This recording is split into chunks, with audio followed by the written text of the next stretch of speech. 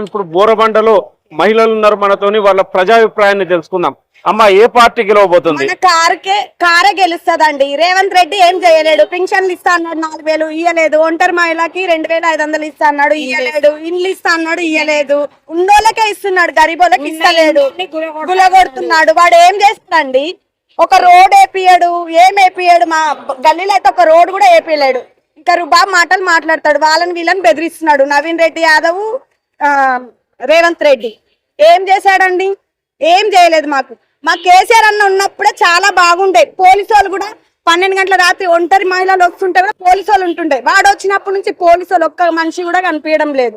అయితే అమ్మ, రేవంత్ రెడ్డి ఏమంటాడంటే, మా ఒక ఉచిత బస్సు ఒక్కటి మమ్మల్ని గెలిపిస్తున్నారు.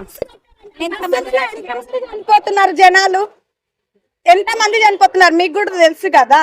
మేము ఎవరికి ఎంత మంది చనిపోయిండ్రు. నిన్న నైట్ కూడా బస్సు యాక్సిడెంట్ అయి చనిపోయారు. ఏమన్నా చూసాడు అతను?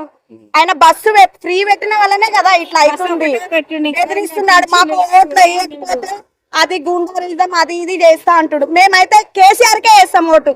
నేను ఎప్పుడు కేసీఆర్ కే వేస్తా, కేసీఆర్ కే వేస్తాను. కేసీఆర్ వచ్చిన నుంచే మాకు చాలా బాగుండే. కేసీఆర్ మాట్లాడము. కేసీఆర్ వచ్చిన నుంచే మాకు 2000 పింఛన్ వచ్చింది. ఆయన వచ్చి అన్ని చేసిండు. మాకు ఇప్పుడు ఇండ్లు ఇవ్వాలని మేము కోరుకుంటున్నాం. అంతే. మాకు ఏం లేదు. మాకు ఇండ్లు కావాలి. మాకు గరీబ్ ఇల్లు కావాలి. ఏం బాగలేదు. సన్న బియ్యం అన్నాడు, ఆ సన్న కూడా లేదు.